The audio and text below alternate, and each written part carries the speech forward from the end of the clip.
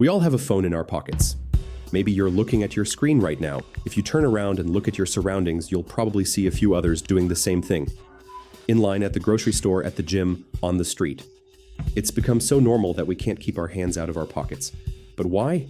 We used to pick up our phones only when we were bored, but now we do it at concerts, during family dinners, even while talking to our parents. When the first iPhone was introduced in 2007, what we could do with it was very limited. You could send messages, make calls, maybe play a simple game. 17 years have passed, and today, the urge to scroll has taken nearly all of us captive. Here's the real question: how did this happen? And more importantly, what kind of future awaits us?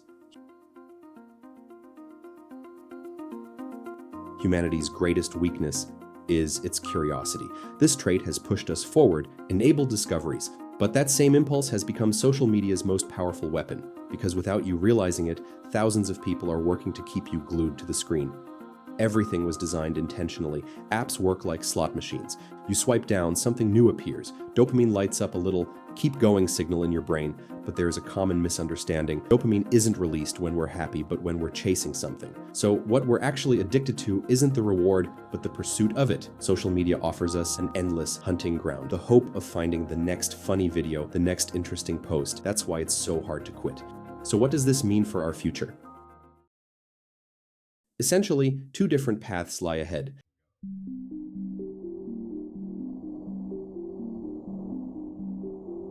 The first path leads to a dystopian future. Think back to life before the iPhone. What gave us our dopamine fix? Maybe a walk in the park, time with family, or reading a book.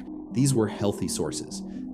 Then the iPhone came out, and we started using our phones while doing those same activities. Here's the critical point. We're not getting more dopamine. Our tolerance is just increasing. Like a drug addict needing higher doses, we now need more stimulation to get the same pleasure from ordinary life. Now, just listening to a podcast isn't enough. We're simultaneously scrolling through Instagram. We have our phones in hand while watching a series. This is a state of constant partial attention, unable to fully focus on anything. What will happen in 50 years? Perhaps a generation will grow up that can't tolerate videos longer than 10 seconds, whose hands will shake during face-to-face conversations, unable to do any work requiring deep thought. The real world will feel too slow and boring for them, but not all is lost.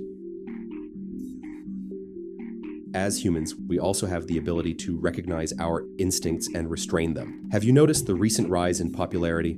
Long, in-depth podcasts, hours-long interviews are becoming popular. Why? Because our need for authentic connection still exists, and it can't be satisfied with fake artificial content. People are rediscovering that nothing can replace the satisfaction of a deep conversation or immersing oneself in a story. This is a rebellion, a quiet uprising against superficial content and endless scrolling. This isn't happening by itself. It's our choice. Leaving our phone outside the bedroom, turning off notifications, setting a 1-hour daily social media limit. These are small but revolutionary steps. And only one question remains: what is more valuable, the apps on your phone or the future your children will live in? When you find the answer, the shape of our future will slowly become clearer.